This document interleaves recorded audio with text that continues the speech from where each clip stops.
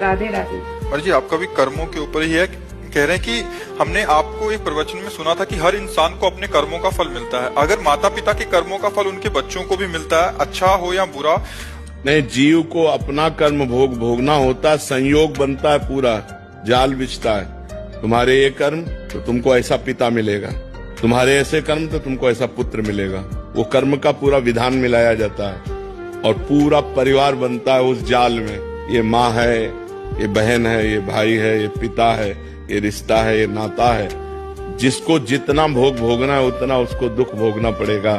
कर्म सबके उसमें मिलित होते हैं, तभी वो आकर उनका पुत्र बनता है, तभी उनकी माँ बनती, तभी उनका पिता बनता है। ऐसा नहीं कि केवल एक व्यक्ति का कर्म पूरे परिवार को दुख दे रहा है, नहीं, उसके भी कर्म उसमें जुड़े हुए हैं। पिता का पाप कर्म ऐसे पापी पुत्र को जन्म देगा जो जन्म से लेकर के मरण तक उसको नाना प्रकार के दुख ही दुख देगा।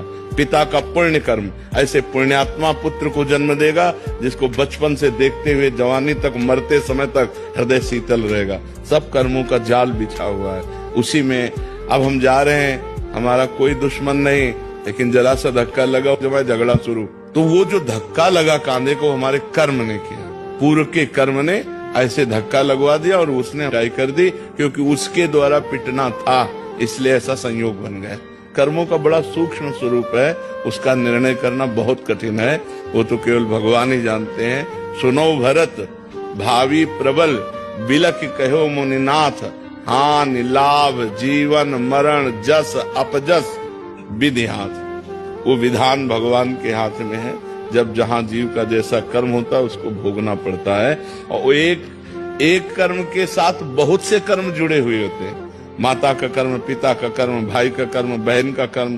तो अब एक ने गलती की और सबको दुखी होना पड़ा, उनको अपने अपने कर्मों का फल भोगना पड़ रहा है, क्योंकि वो ऐसा ही कर्म करेगा कि पूरा परिवार जले।